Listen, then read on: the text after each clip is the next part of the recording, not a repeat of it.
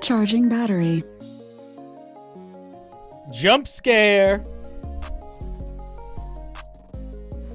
How's it going, everybody? Welcome to the show. How you doing? How you feeling?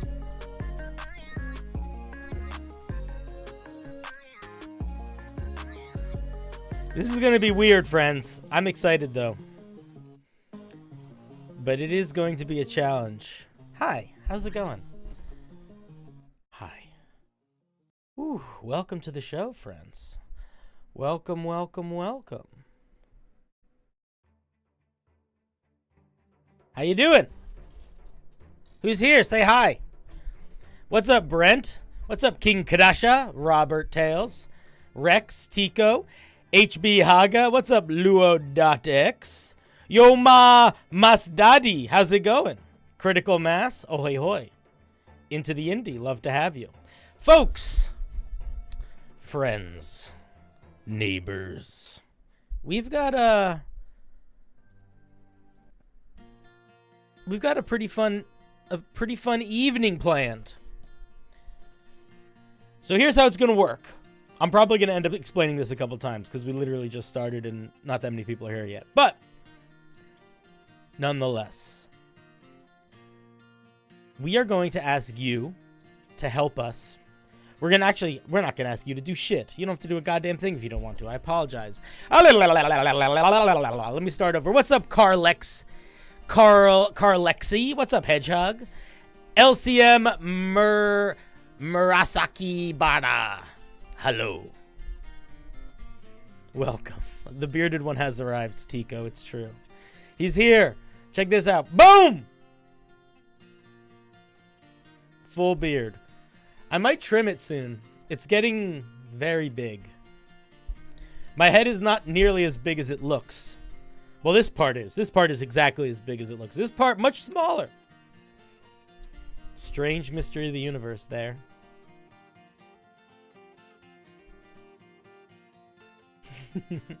It's not really it's any sort of facial part we need. It can be a nose cam. It could be an eye cam. It could be a beard cam. There's also this one. This camera's a little bit odd, though. Not everyone likes this one. Hard to see with it. How to beard? Have tried. Face itch. The best way to make your beard not itch is to wash it regularly. I find that I wash my beard more than I wash the top of my head hair. But also, my beard, I think, at this point has more hair than the top of my head. Beard oil is also very good. Yeah, usually they get itchy because they get dry, in my experience.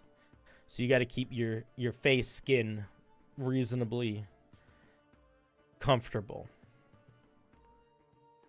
You try to trim yours to give the illusion of a single chin. I kind of do also, but my single chin is just really big. I'm kind of going for like an Agamemnon chin, you know?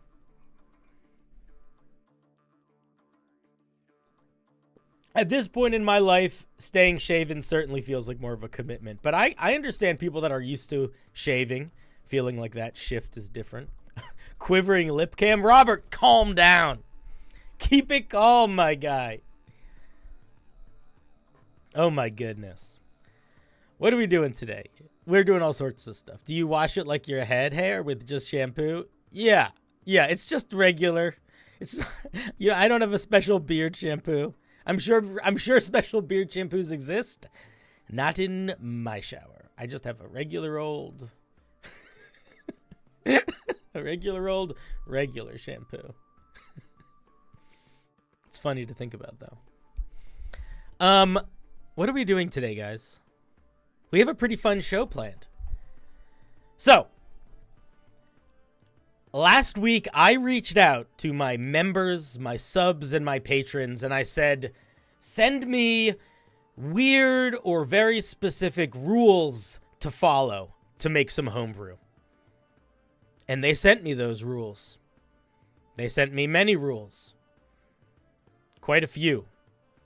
And what I did is I put those rules on a big old wheel.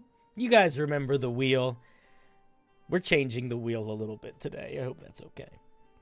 We put a bunch of those rules on a wheel. And what we are going to do is we are going to spin that wheel. We are going to get some rules. And then we are going to make some homebrew. When I initially planned this, I wanted it to be a timed thing where we would have 10 minutes to make something. But I actually think, now that I've looked at the rules, I think making the thing on its own is going to maybe be challenge enough that we don't need to also do a 10-minute timer. And the main reason why I think that is not necessarily because every individual rule is that complicated, but we are not going to do one rule per piece. We're going to do multiple rules per piece. So there's going to potentially be a couple ideas that we need to juggle to make this work. We're going to start with 2 rules. We're skipping 1 because you guys, we are done Homebrew 101 today. Y'all have been through the ringer, okay? This is not the time to muddy in the water. This is the time to stand and show what we've been building up towards. So we're going to start with 2 rules. Then we're going to move on to 3 rules. And depending on how long that takes, we'll move on to 4 rules. Some of the rules might contradict each other. We'll cross that bridge when we get there. And also, I'm going to be doing this live. So if you guys want to just come with me on the journey of me struggling through this, you can. But in my Discord, in the event homebrew section, I have a pinned thread where I will be posting all of the rules as well. And if you want to participate at home, you can send your homebrew that you used with those rules. Just make sure you reply to the prompt of the rules so I know which one is correlated to which, so I don't have to figure it out as I'm reading them. So that's kind of the nutshell of what we're doing today. I think it's going to be pretty fun. You put all of them on the same wheel? Of course I did, King Crusher. What would I do? Put them on different wheels? How would I put them on different wheels? No, I disagree, King Crusher. I disagree. That's way too much thought. The point of the challenge is chaos. I want to know what happens when we get 3 mechanical restrictions or 3 writing restrictions or 3 flavor restrictions. Yours might be better for the overall process of creation. But I think for the process of challenging ourselves amidst the sea of churning waves, of diving into madness, and just seeing how it goes, then yes. I would also say, King Crusher, that what you are suggesting is making 2 big assumptions. And those are reasonable assumptions to make. But the 2 big assumptions that you're making are, 1, that people read and follow instructions, which they don't. And 2, that I want to do that extra work of separating all of that, building 3 different wheels, and then when inevitably people don't read the instructions, doing that extra work too. You know? What do you mean people don't read instructions? People didn't read the instructions for this prompt, which was just send in a rule. So if people didn't read the rules for the simple version, I love you, and I have a deep faith in your ability to grow as a writer and to fulfill your potential as a creative being that is bringing fun and joy out into the world. Totally, I believe in that for you. But I have very little faith in your ability to precisely follow instructions enough to build 3 different categories of answers for a question.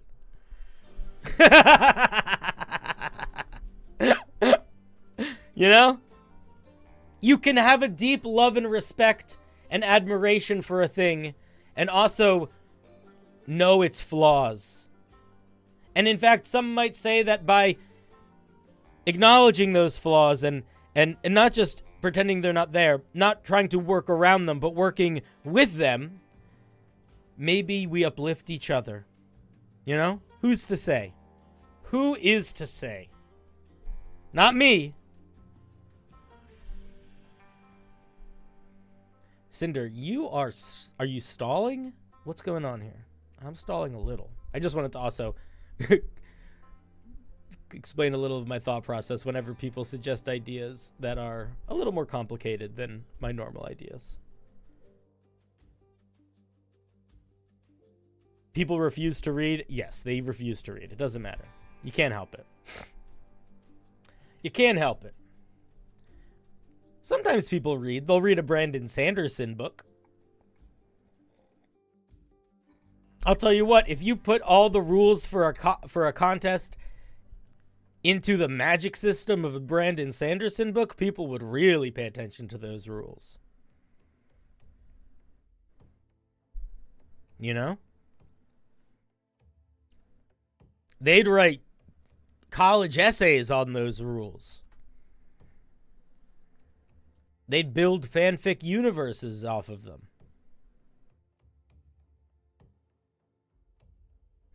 Anyway.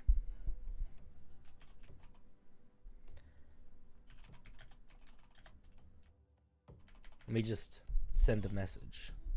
I gotta plug this into my light before my light turns off. Hey, I think my headphones aren't doing the thing where they talk anymore. Did you hear that? It went beep boop. It didn't go, headphones disconnected, really loudly. We'll see what happens when I plug them back in. Excuse me. Oh, it's going to be one of those streams. All right. Let's shake it up a little bit.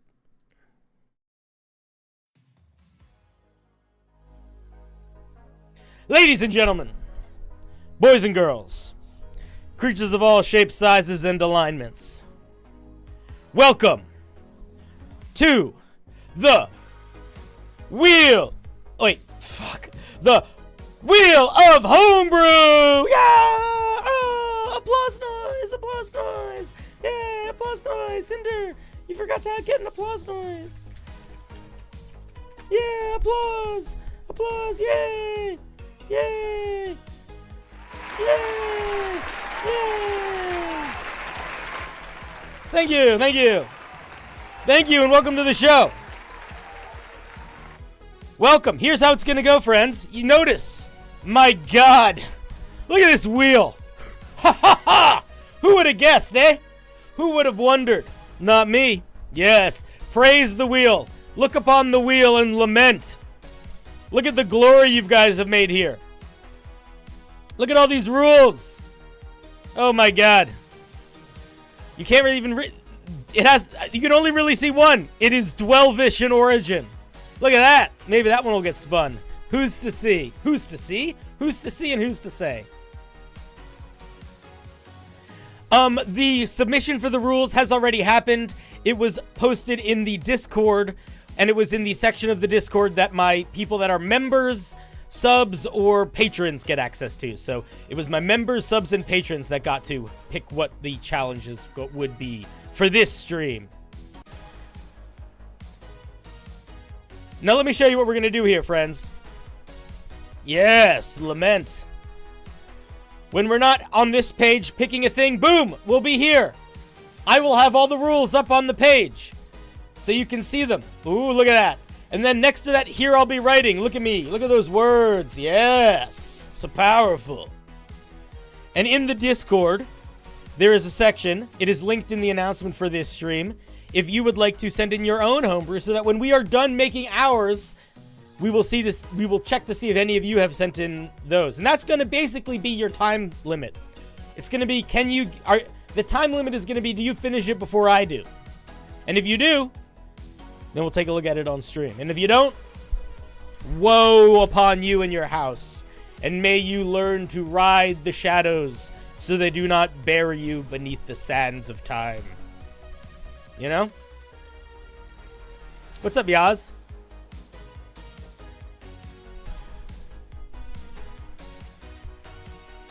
So, should we spin this friggin' wheel? Should we start? We're going to start with 2 rules. 2 rules, friends. One rule to rule, and 1 rule to also rule. Double rules. Hey, Data, how's it going, buddy? All right, here we go, friends. It's getting serious. It's time to get really serious. It was just a joke before, but now we're here. We were born here. May we thrive in this strange, cold new world. The first... Get out of here, notes! The first spin. The first rule is going to be... Your brew must contain a palindrome. Good start. But we're not done here, friends. We're going to do 2 rules. Oh, yeah. You thought it was going to be just 1 to start? You must have just got here because we already talked about it.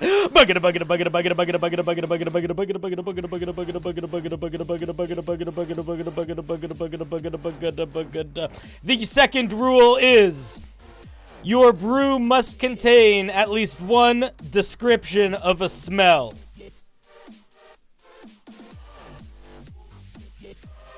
Interesting. Gonna be honest, guys. I think we could start with a 3rd. I don't think these are that hectic. I'm calling an audible. Fuck starting with 2. We're bigger than 2. We're bigger than 2. I used to be 2, and then I turned 3. We're starting with 3.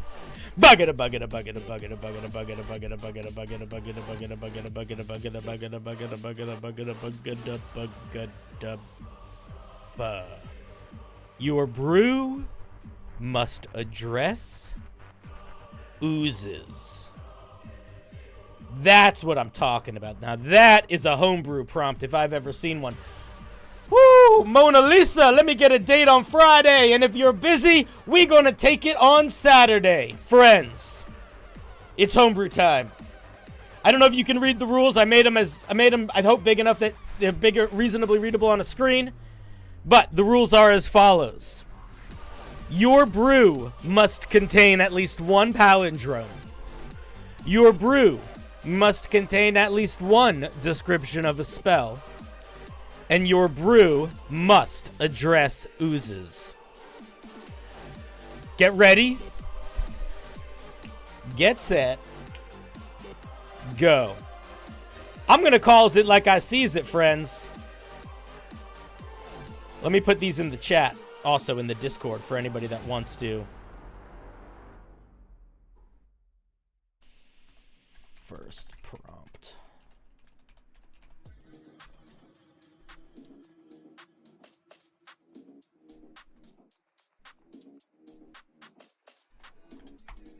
All right, friends. I think we're making a magic item. What do you think? Chat. I'm leaning magic item. I see oozes being addressed. I love a ooze magic item. Smells and palindromes. I got a palindrome for you. I got a real palindrome for you. Motherfucking race car. Yeah, that's right, boys and girls. We're going to be making a race car. Race car. Legendary item. Requires attunement. Does attunement have 1 N or 2? How do you spell attunement? There we go. Nope. There we go. But remember, friends, this is no ordinary race car. This race car must address oozes. And it must we already have a palindrome. And it must contain a smell. We're going to call this one the Rancid Racecar. Legendary magic item. This foul automobile smells of overripe bananas and 4-day-old and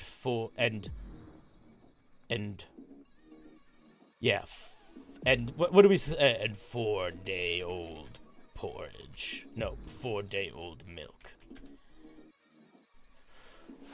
To ride in it is to meet your... How do you... What's nasal? Nasal demise. But to feel the wind in your hair as it takes you might just be worth it. Boom. All right, what does this thing do? I'll tell you exactly what this thing does. While you are in the driver's seat of the Rancid Racecar, excuse me. Palindrome. We probably need to make the font a little smaller. You can use your bonus action to drive it up to 80 feet in any direction along a surface, including walls and ceilings. It's got sticky wheels. Duh!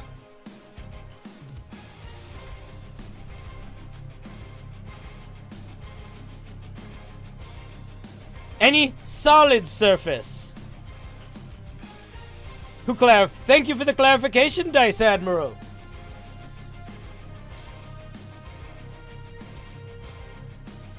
Up to 3 allies can ride within the Rancid Racecar.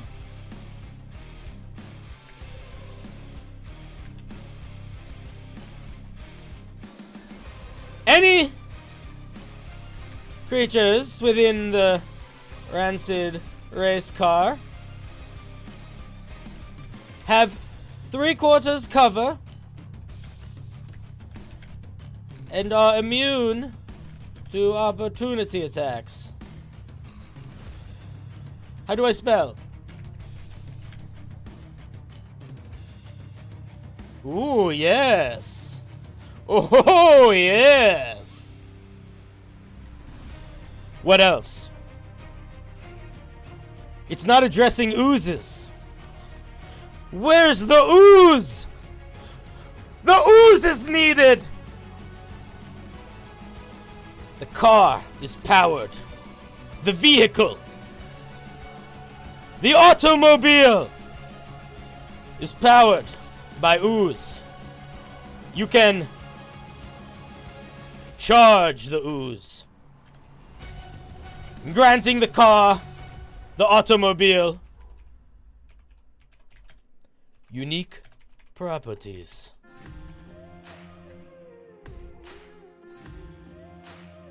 You can use your action to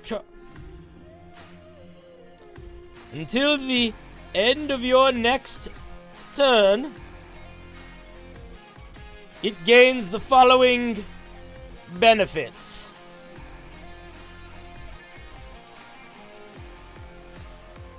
Any creature struck by the car takes 3d6 acid damage. No.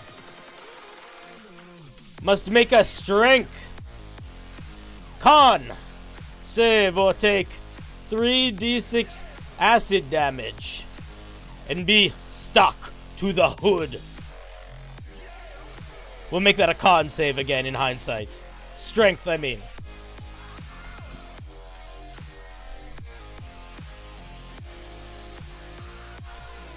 Fuck. Come on. Formatting. God damn it. Okay, fuck you. You look fine. What else? Oh, I know what else.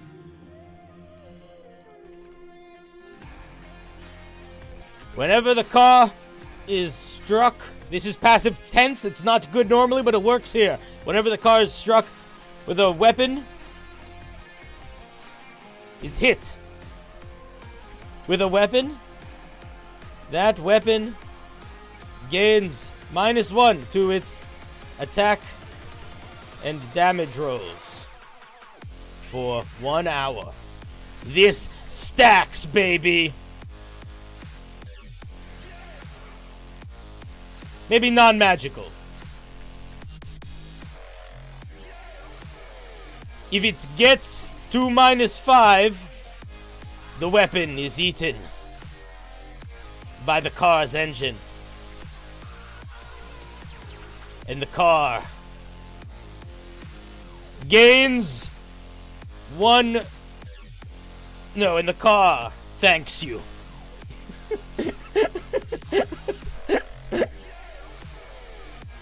Yes! You have until I finish the item.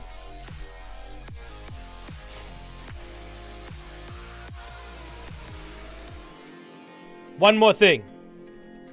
The car can squeeze through surfaces, through areas as small as 1 foot by 1 foot. But those inside are not so lucky as to gain this benefit. Woe unto them! Oh, this song's good, but not right now. But I do like this song, but the words are going to distract me. In fact, we might need to just make it so we're doing no songs with lyrics. Alright, well maybe some won't be as distracting.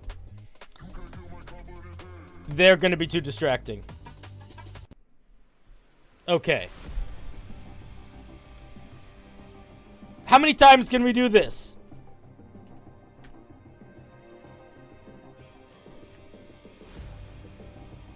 Once? No, wait. Once you use this feature, it cannot be used again until the car is fed.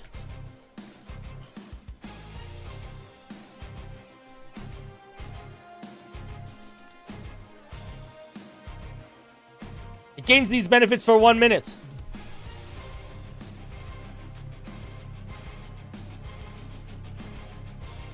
Unique properties for 1 minute.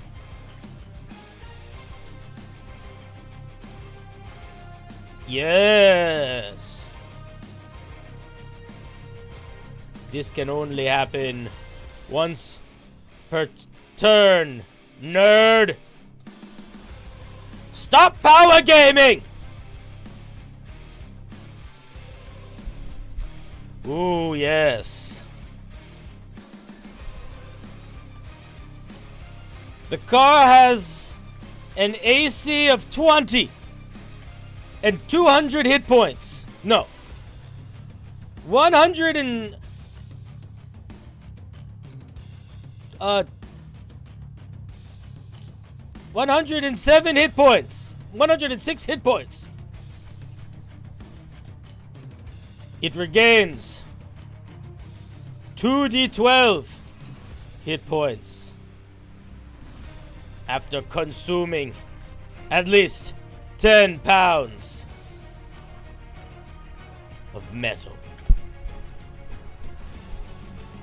It always hungers.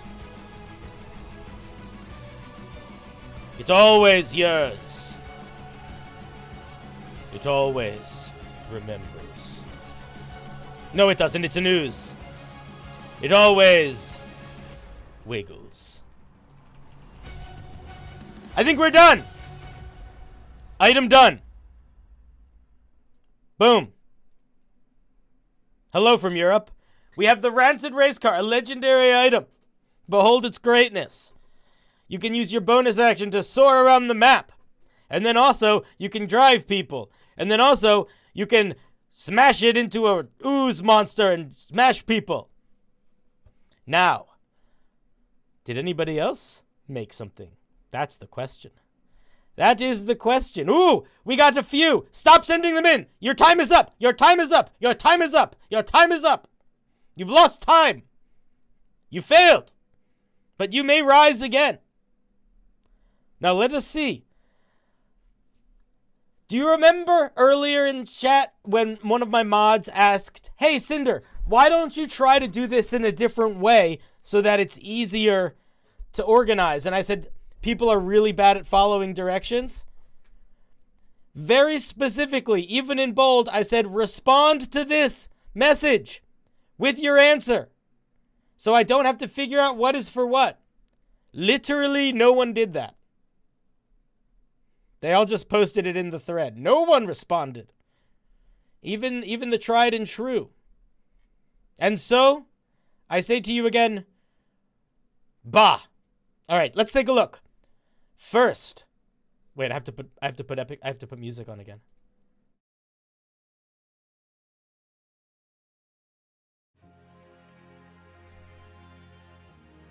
Yeah, and we're going to do really hectic music the whole stream. If you don't like it, I don't care. I love you. Our first piece comes from Tico. Tico literally wrote it in Discord, so I just have to copy paste it. I hope you don't mind, Tico.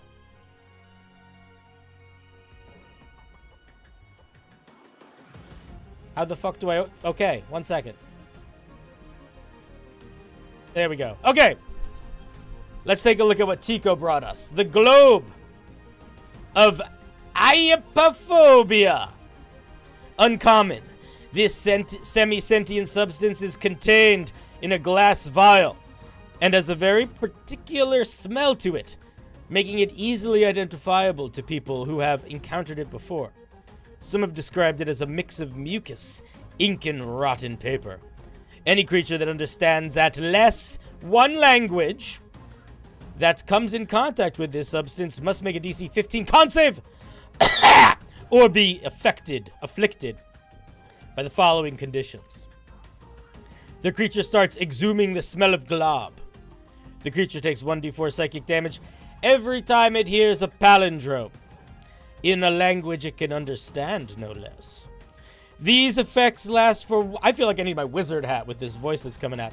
These effects last 1d4 hours or until the effect is cleansed by means of remove curse or similar spell effects.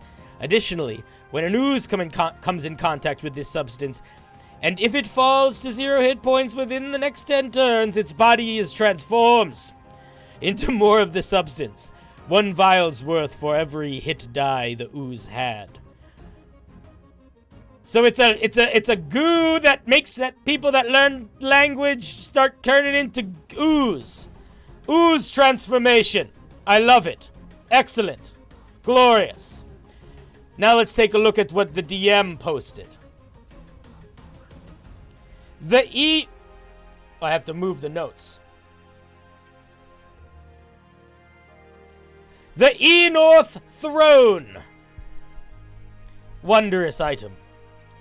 This throne of bone and crude gold belongs solely to the eastmost king of the north, whose lands are filled with, like, you guys can post them in text mode, that's fine. However you want to post them is fine.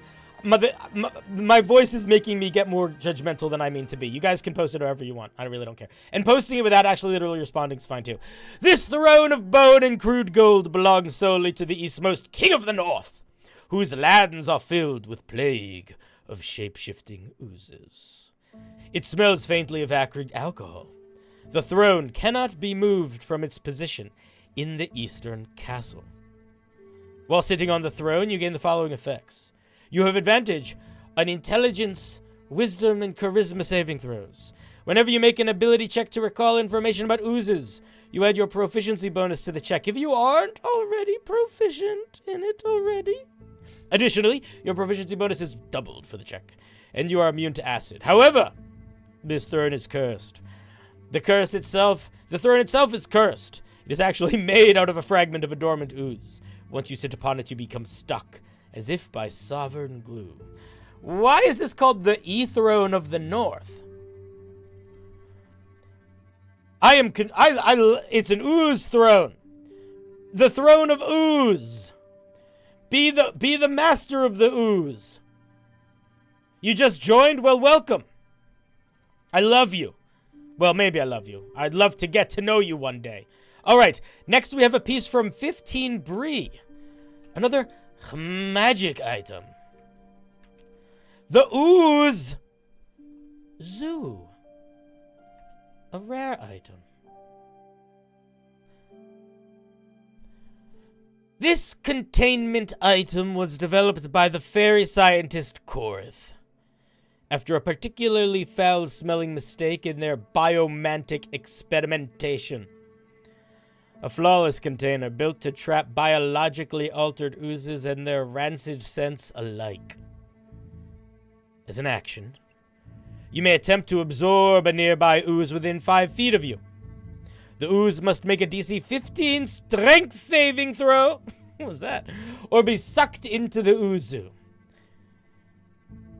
Up to 10 small oozes, 5 medium oozes, or 2 large oozes can be contained in the item at a time. It's an ooze. It's literally an ooze zoo. It's more of an ooze cage. You can't look into it, can you? If I were to add one feature to this item, and I know you were strapped for time, my dear 15 Brie, but it would be to give this item a second action that allowed them to observe any oozes within the container, as if they were in a looking glass or a tank. Yes. Very nice. Oh, I forgot to give everyone a round of applause. A round of applause to everyone that sent in something so far. Wait. A round of applause for Tico. A round of applause for the DM. A round of applause for 15 Brie.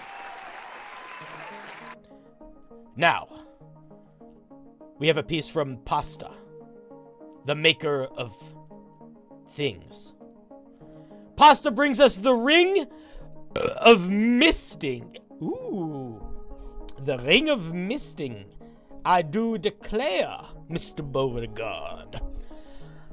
If I'm going to do this voice all night, I might need a cough drop. Hey, Cinder, why do you like reading things in a funny accent more than in your regular voice? Well, Cinder, it's because when I read things in a funny accent, it feels less stupid doing it dramatically. Do you think that maybe speaks to a larger thing going on that you should be thinking about? Some other psychological issue? I don't know. Fuck off. The Ring of Misting. This ring excretes a large amount of foul green slime. Whenever you hit an ooze with a foul-smelling attack roll, whenever you hit an ooze with a spell attack roll, the ooze releases a cloud of foul-smelling poison. The spell melts some of the creature.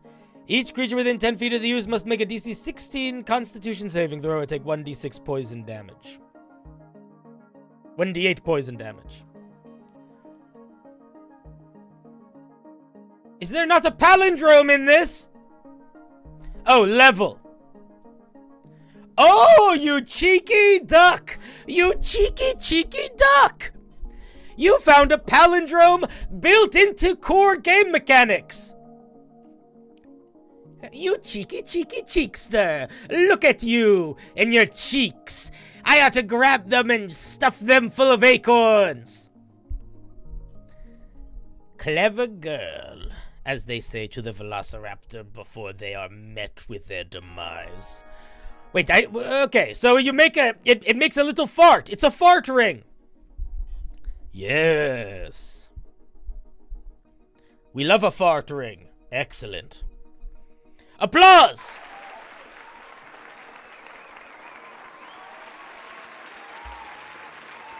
Where's the other guy? What other guy? This guy? He's always here. Don't worry about him. Smolder? Nah, Smolder's been out of town for a while. I pushed that guy to the smokes. Oh, the other guy in the shorts? Yeah, he doesn't like doing stream. He just likes making the videos. He also does all the editing. Alrighty, we have a piece from Razikan. Yaz, I hardly naz. Oh, that was stupid. That was a bad one. This is called the Acrid Simis, a dual-bladed scimitar. These dual short swords do an extra 1d4 acid damage on a hit. When you strike an ooze with these weapons, a cloud of smoke that smells like sulfur spreads in a 5-foot radius around a creature. Any ooze within this cloud must succeed on a DC 14 Constitution saving throw or be vulnerable against slashing damage until the start of its next turn. Sort of a fart also. A lot of farting tonight so far. Interesting. Very nice. Very nice, Yaz. I like it. I like the damage vulnerability thing because oozes are normally... It's an interesting game to play with an ooze, playing with it like that. You're making it all crimbly. Thank you for sharing. Oh, thank you all. Champion. Glory unto you. All right. Next we have Into the Indie. Speaking of indie. Not Anna Jones this time, friendos. The Ring of Fogner.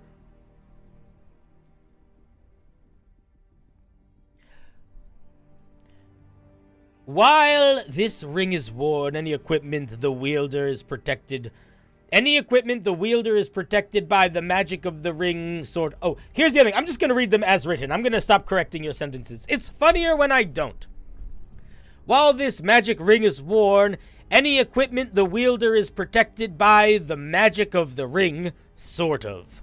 If a piece of equipment they owned is destroyed by an ooze within 20 feet, the user can use the reaction to cause the ring to Scython matter from the target ooze, dealing 2d6 force damage as the material is ripped from the ooze and reforms a gooey rancid imitation of the item.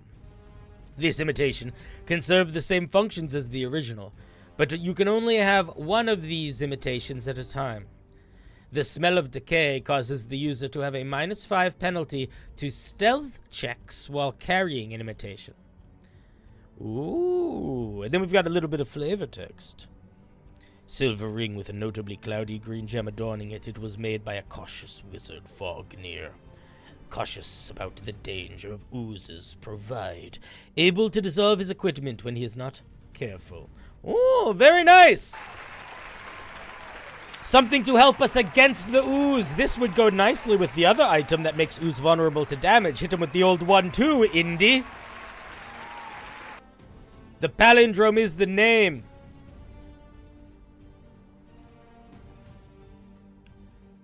May God have mercy on my soul. Yeah, that's a lovely, lovely idea. All right. We had 2 more that got in before the... Actually, technically, we only had 2 more that got in. Sorry, boys. Let's see. We are going to do Tradosios. Oh, fine. I guess we could do all of them. No, I don't want to do all of them. It's a challenge. I have to stick to my guns. Ooze Zoo. Wait a minute. Someone else did an Ooze Zoo. Ooh, Oozu, Oozu, twice. Casting time, 1 action, range, 60 feet. Components, verbal, somatic, material. A handful of snot or the bile of an ogre. Duration, 1 minute. You conjure a large... Sorry. You conjure a large mass of green slime filled with nauseating bacteria in an unoccupied space you can see within range. The slime lasts for the duration of the spell. The space the slime was in once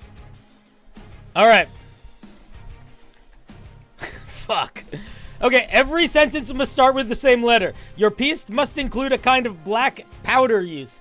Dwelvish in origin, but it also must be written in a distinct dialect. My guess is, I'm thinking the dialect is going to be Dwelvish. I think that's how we solve that problem. Now, how does a Dwelvish person speak?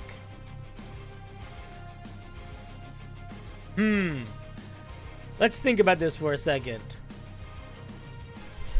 I think I know how they speak.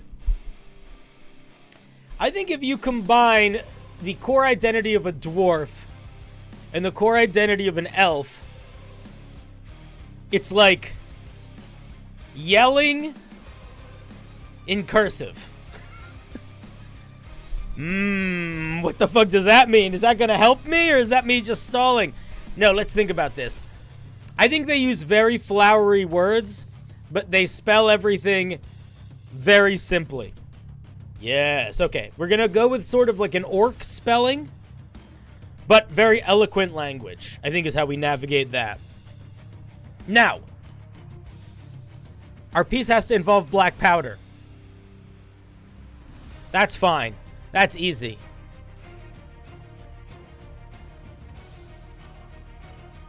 What letter do we want to start every sentence with?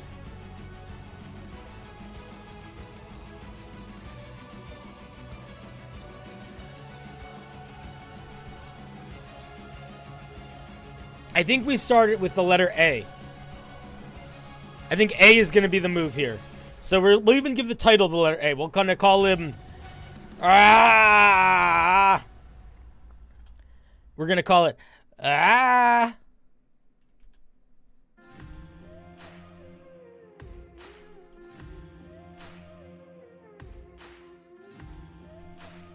We're going to call it exquisite shot. That's the item. We're doing another magic item. I apologize. It's the first thing that came into my head. This one's gonna be rare. Okay.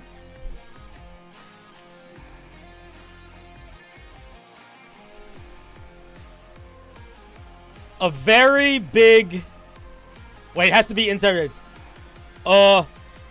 Super.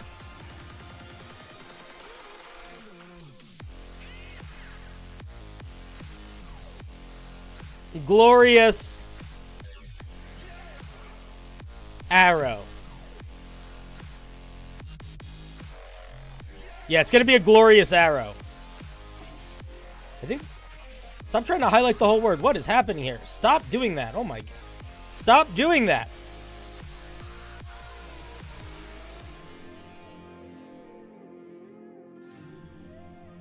At the start of... I don't... At the... I think we gotta just use different words, right? At the...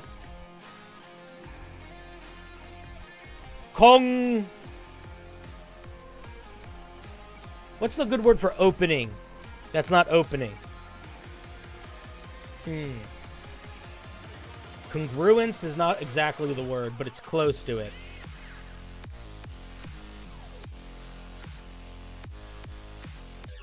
I'm gonna use congruence.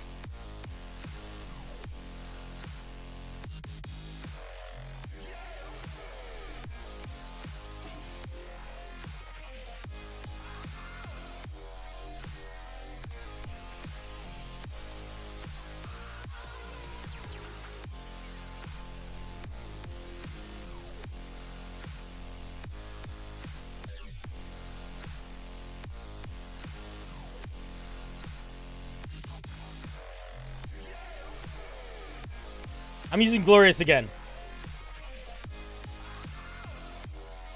Just on an arrow. You send aloft. I spelled you wrong.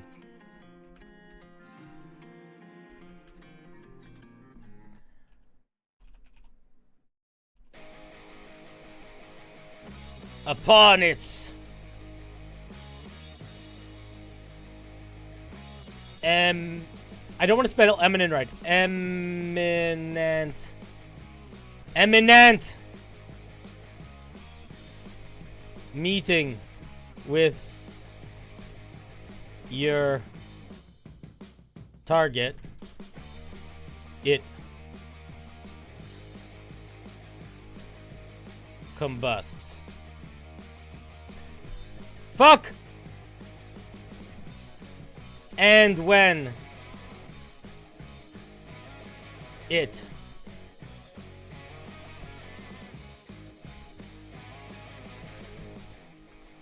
meets with your target, it combusts. And everybody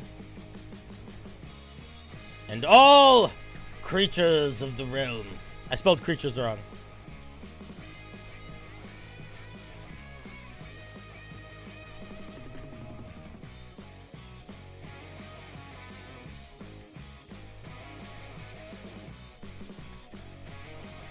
Within 20 feet, within 30 feet, take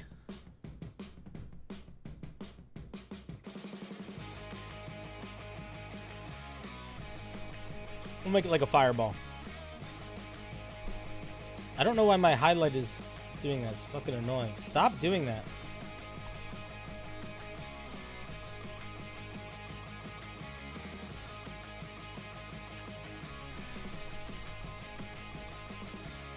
DC, let's say 15. We'll make it dex save. Or take 86. Just make it a fireball.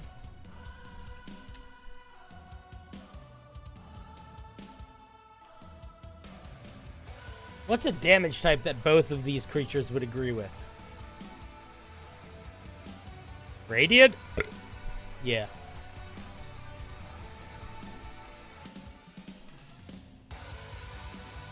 All right. I think we're done. I'm going to be honest. This was... I don't think I did a good job on this one. I don't know how to write in a dialect without coming off super racist. So I tried to make one up.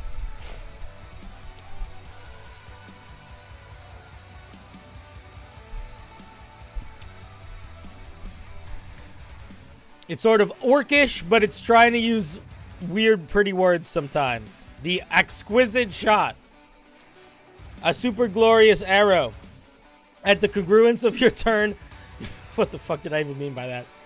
You can put this arrow on an arrow you send aloft, which is a stupid way of saying you shoot. And then it explodes and everybody takes radiant damage. Okay. Folks, I'm going to give you 10 seconds to finish getting it in. Keep in mind there's a delay. I will keep that in mind. 10, 9, 8, 7, 6, 5, 4, 3, 2, 1, 0. Done.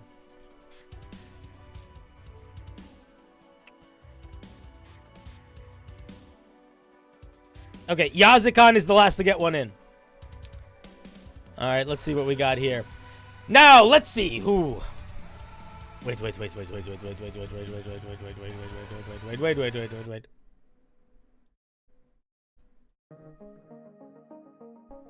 Yes, we must re-enter the mode of gainful knowledge gaining.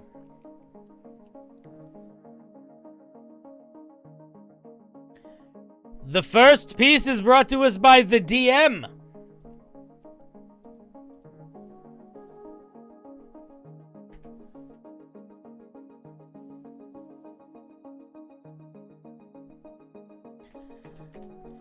The old Dwelvish Boltekannon. Weapon. Rare. This elegant wooden crossbow is engraved with bastardized dwarvish runes, spelling out a ruinous half-tooth magic. This weapon when fired at either an elf or dwarf transforms to a black powder propelled bolt cannon. giving the attack disadvantage. The attack deals 4d8 extra damage if it hits. Oh my god, I hate having to read these. Alright, let's see. Who was that from? That was from the DM. Thank you, the DM. Thank you, thank you. Thank you, thank you. The next one is not... we looked at that one already. The next one is going to be from Databank. Databank sends in the Stick Shock, 3rd level necromancy spell. Casting time 1 action, range 5 feet. Components verbal material. A large stick with a pile of black powder, which the spell consumes. Started by dem dwelver doggies or dare de shock stick in win. You tack a sharp or strong stick and you done strike a spy nearby. So ya choose a feller within 5 feet and you make one of those their spell attack rolls at them. Strike them and you'll do 3d6 fire. Although missing only gets 1d10 of such.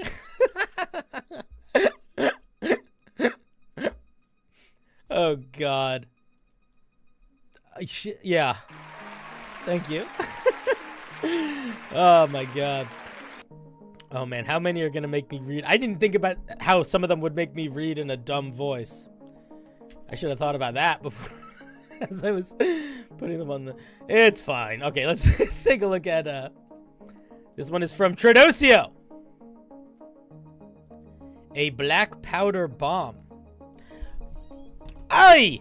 An old boom barrel forged with fiery elfwood and coal plundered from the blackest dwarf pit.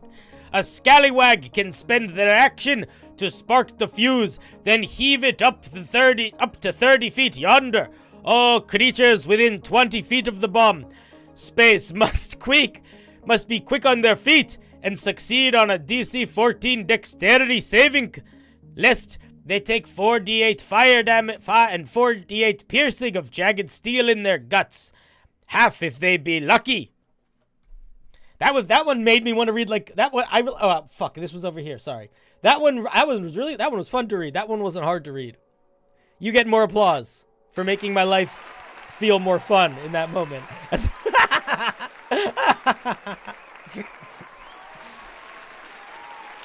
It was pirate, I know, but it was good. It was pirate that uplifted my spirit and my soul.